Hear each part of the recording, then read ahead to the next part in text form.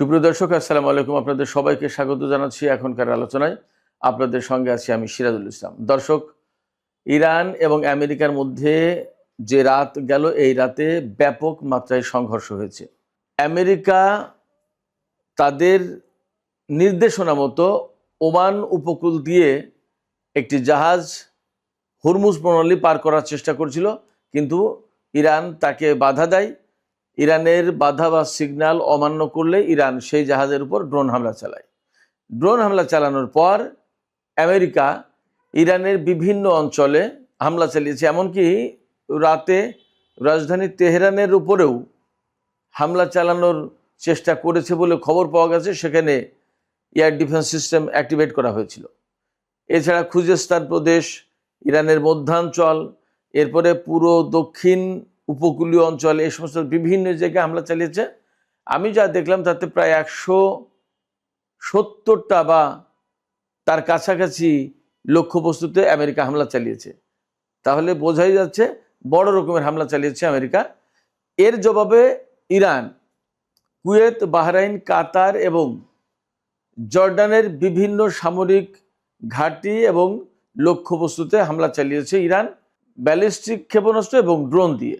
এই হামলা পাল্টা হামলার ভেতরেই ইরান হরমুজ প্রণালী সম্পূর্ণভাবে বন্ধ ঘোষণা করেছে। তার মানে সারা বিশ্ব আবার নতুন করে ব্যাপকভাবে জ্বালানি ঝুঁকির মধ্যে পড়ল। কারণ হরমুজ প্রণালী বন্ধ হলে কোনোভাবেই তেল এবং গ্যাসের বিরাট অংশের চালান পরিবহন করা সম্ভব হবে না। এ অবস্থায় পরিস্থিতি আসলে কোথায় যাচ্ছে? এর মধ্যে আমি দুটো মৃত্যুর খবর দিয়ে রাখি আপনাদেরকে।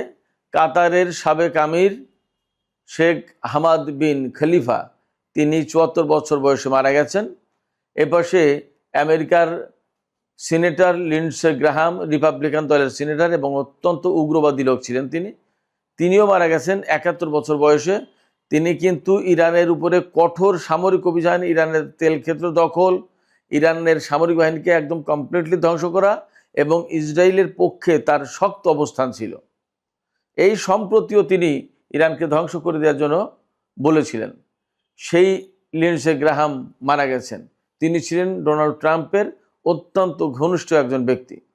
তো সুপ্রিয় দর্শক, আমরা যখন ইরান এবং আমেরিকার মধ্যে এই রকমের সংঘর্ষের খবর শুনছি, দেখছি, জানছি, এর ভিতরে আরেকটি খবর বের হয়েছে যেটা বড় রকমের একটা যুদ্ধের আশঙ্কা তৈরি করেছে। সেটি হচ্ছে আমেরিকা নাকি খার্ক দ্বীপ দখল করে নেওয়ার প্ল্যান করছে এবং ইরানের ভেতরে স্থল অভিযান চালানোর চিন্তা করছে, এবং এগুলোর মূল লক্ষ্য হচ্ছে হরমুজ প্রণালী উন্মুক্ত করা এবং ইরানের সামরিক বাহিনীকে একেবারে কলাপস করে দেয়া। এখানে প্রশ্ন হচ্ছে, আমেরিকা কি আসলে ইরানের ভেতরে স্থল অভিযান চালানোর চিন্তা করবে কিনা, খার্ক দ্বীপ দখল করতে পারবে কিনা, এবং আদৌ আমেরিকা সামরিক উপায়ে হরমুজ প্রণালী খুলতে পারবে কিনা? সুপ্রিয় দর্শক, আমরা এই সমস্ত বিষয় নিয়ে এখন বিস্তারিত আলোচনা করব। আশা করি আপনারা শেষ পর্যন্ত সঙ্গে থাকবেন, আর ভিডিও ভালো লাগলে লাইক, কমেন্ট, শেয়ার করবেন। দর্শক, চলুন আমরা বিস্তারিত আলোচনা করি। প্রথমেই যে কথা বলবো সেটি হচ্ছে যে গত রাতে আমেরিকা এবং ইরানের মধ্যে কিন্তু বড় রকমের সংঘর্ষ হয়েছে। আমি আগেই বলেছি, একটি জাহাজ ওমান উপকূল দিয়ে হরমুজ প্রণালী পার করার চেষ্টা করছিল আমেরিকা, এবং এটা ছিল আমেরিকার মূলত একটা উস্কানি। এই প্রেক্ষাপটে ইরান ওই জাহাজের উপর হামলা চালায়, ড্রোন হামলা চালিয়েছে।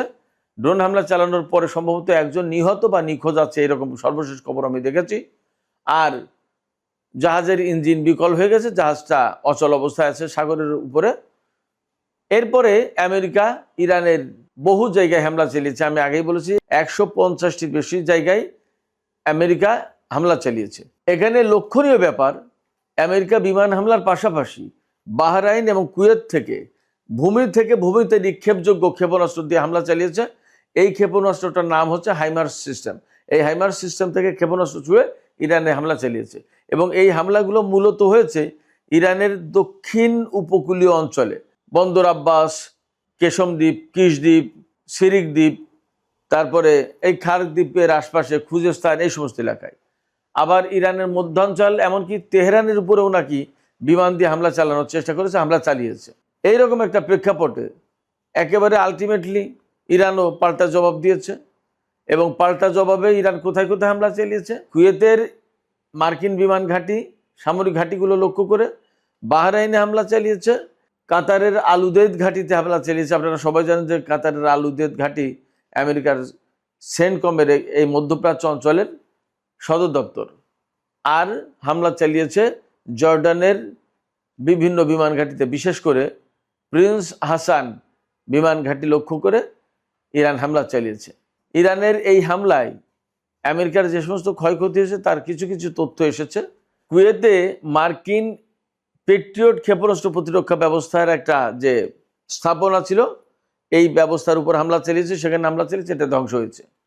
এরপরে মার্কিন সামরিক বাহিনীর গোলা বারুদের যে ডিপো, সেই ডিপোর উপর হামলা চালিয়েছে। তার মানে ধরে নেওয়া যাচ্ছে গোলা বারুদের ডিপোতে হামলা চালালে, যেহেতু ওগুলো বিস্ফোরক, ওটা মোটামুটি ধ্বংস হয়ে গেছে বলে ধরে নেওয়া যায়।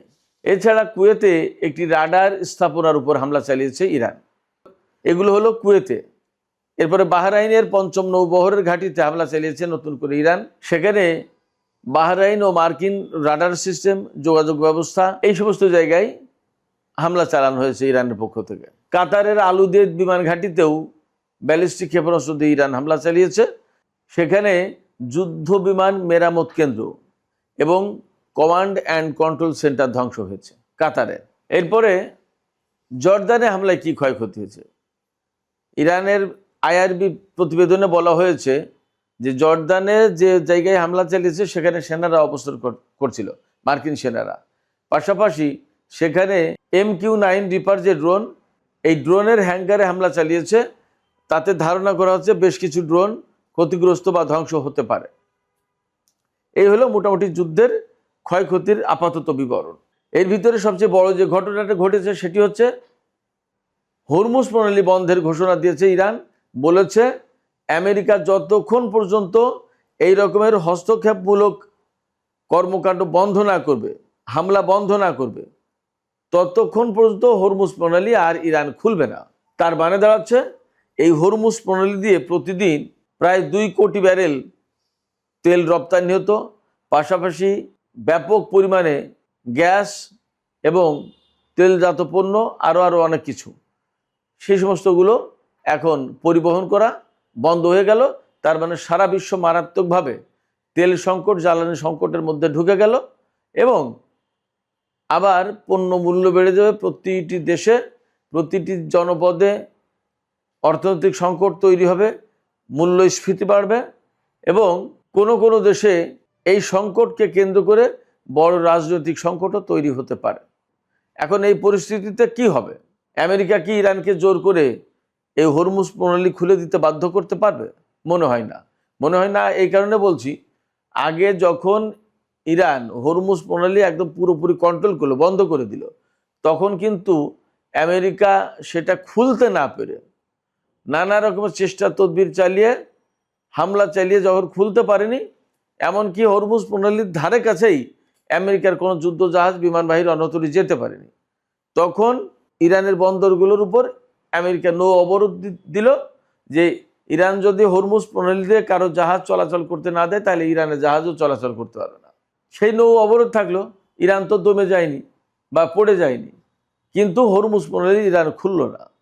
এই যে চুক্তি করে হরমুজ প্রণালী খুলতে হয়েছে, সেক্ষেত্রে ইরানের সাথে যদি আমেরিকা সামরিক উপায়ে হরমুজ প্রণালী খোলার চেষ্টা করে এবং সেইভাবে ব্যবস্থা নেয়, তাহলে সম্ভবত তারা ভুল করবে। এই হরমুজ প্রণালী খোলা তাদের পক্ষে সম্ভব হবে না। তাহলে উপায় কি? তাহলে উপায় একমাত্র ইরানের সাথে কূটনৈতিক অবস্থায়, কূটনৈতিক পন্থায় একটা মীমাংসার ব্যবস্থা করা। এই কথাই বলেছেন পাকিস্তানের পররাষ্ট্রমন্ত্রী ইসহাক দার আজকে ইরানের পররাষ্ট্রমন্ত্রী সাইয়েদ আব্বাস আরাগচির সাথে টেলিফোনে। তিনি বলেছেন সামরিক উপায়ে এই যে দ্বন্দ্ব সংঘাত, এর ভিতর দিয়ে আসলে সমস্যার কোনো সমাধান হবে না। আবার আপনারা সবাই কূটনৈতিক পথে ফিরে আসেন। ইরান বলছে আমরা তো ছিলামই, আমরা তো এত কিছুর পরেও আমরা কূটনৈতিক পন্থায় ছিলাম আপনাদের সবার আহ্বানে, কিন্তু সেই আমেরিকা যদি কূটনৈতিক সমঝোতা না মানে, আমেরিকা যেখানে প্রতিশ্রুতি দিয়েছে যে হরমুজ প্রণালী কন্ট্রোল করবে ইরান, এখন সেই কথা বলার পরে আবার তারা নতুন করে ইরানের উপর হামলা চালাচ্ছে। ইরান যখন হরমুজ প্রণালী কন্ট্রোল করার চেষ্টা করছে, তখন তারা স্যাবোটাজ করছে এবং তারা তাতে বাধা দিচ্ছে। তাহলে তো আমেরিকার সাথে আপোষ মীমাংসা কূটনৈতিক উদ্যোগ কোনো কিছু সফল হবে না। উপায় কি? এই জায়গায় আসলেই সবাই নিরুপায়। কারণ আমেরিকা যতক্ষণ পর্যন্ত তাদের প্রতিশ্রুতি এবং চুক্তি না মেনে চলবে ততক্ষণ পর্যন্ত আসলে এই সমস্যার সমাধান হবে না, এটা একদম পরিষ্কার। সেই জায়গায় আমরা মনে করি যে আমেরিকা যদি ইরানের বিরুদ্ধে যুদ্ধ সংঘাতের ভেতর দিয়ে এই সমস্যার সমাধান করতে চায় তাহলে যুদ্ধই বাড়বে, প্রাণহানি ঘটবে, সহায় সম্পত্তির ক্ষয়ক্ষতি হবে, কিন্তু হরমুজ প্রণালী খোলা তাদের পক্ষে সম্ভব হবে না।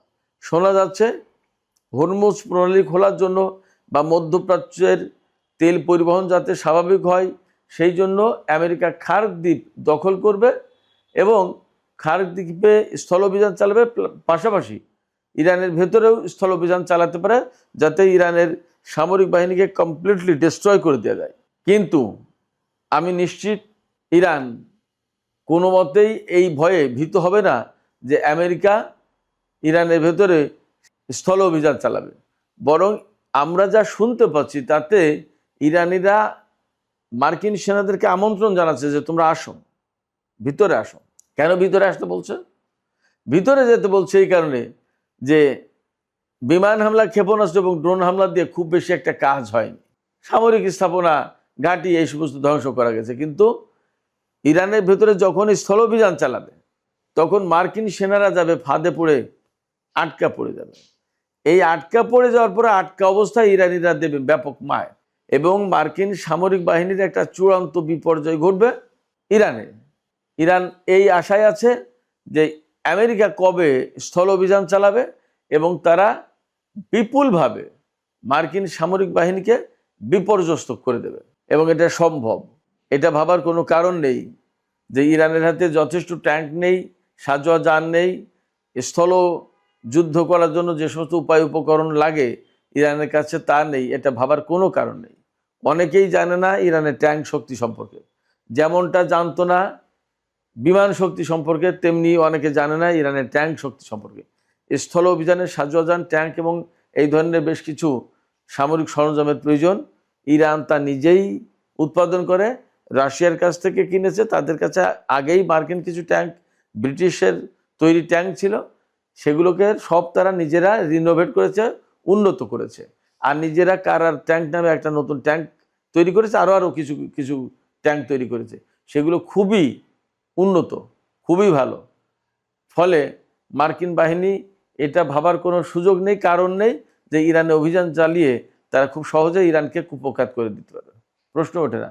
বরং স্থল অভিযান চালাতে গেলে মার্কিন বাহিনী ব্যাপকভাবে বিপর্যয়ের মুখে পড়বে।